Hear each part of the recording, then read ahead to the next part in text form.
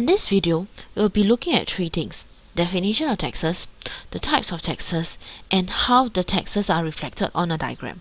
First thing, definition of taxes. It refers to the involuntary payment of goods and services to the government by a household or firms for which they do not receive any goods and service in return.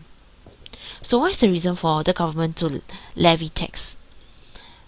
One of the reasons, as we know, is to raise tax revenue, because tax is a major source of funding for the government operations. For example, to fund a teacher who is standing in front of you during a class when a school is a government school. Or, for example, to build a new road.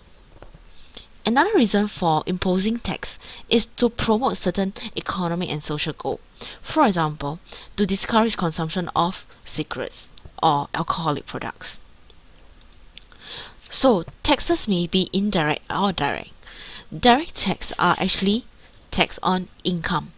It is paid by the household or firms directly to the government.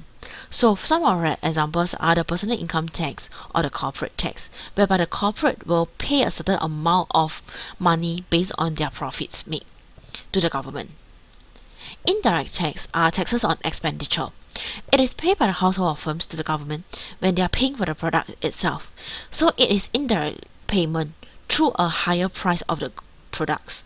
So for example, the goods and service tax. So some food for thought. So you may want to go and research what is the personal income tax, corporate tax, and the GST tax rate in Singapore. I will go through this in the lesson to have a better research. So therefore, please go and find out yourself.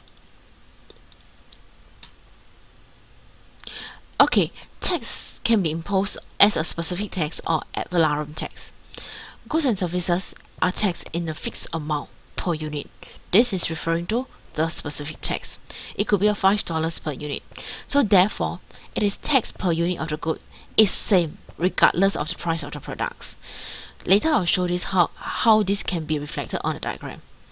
Next, ad valorem tax. It is taxed on a certain percentage based on the value of the products. So for example, a 10%, which means to say that the higher the price of the goods, the higher will be the tax per unit. So here, let us look at how this can be reflected on the diagram. For a specific and indirect tax. Indirect tax is payment indirectly by the supplier of the goods. So therefore, it will affect the willingness and ability for the supplier to supply the products in the market. And therefore, indirect tax will be reflected by the shift of the supply curve. So government imposes a $3 specific tax, which means to say that at every unit of the products that is being produced, the willingness and ability for the producer to produce will shift upwards by a fixed amount of $3 in this case. So at the 10th unit, right, it is initially the willingness and ability for the producer to produce is at $5. So it will shift up to $8. And the next one is at $10 for this case. Therefore, the supply curve will shift up by the full amount of the tax imposed, which means to say that the vertical distance over here is the tax per unit tax. So as we learned in the previous topic, when the non-price determinants of the supply curve will shift the supply left or rightwards. However, for the case of taxation, the supply curve will shift upwards by the amount of tax imposed. How about ad valorem tax? When the government imposes a 10% tax, it refers to, for example, at the 10th unit, the willingness and ability for the producer to produce is at $20.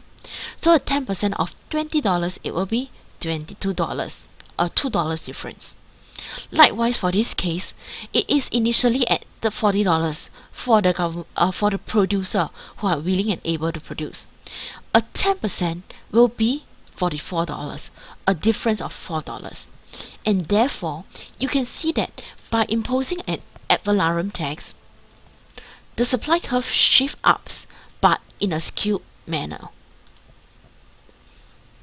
So this is how you illustrate the two different types of tax, ad valorem tax and specific tax, differently on a diagram. In the next video, we'll cover the effects of taxation. Thank you.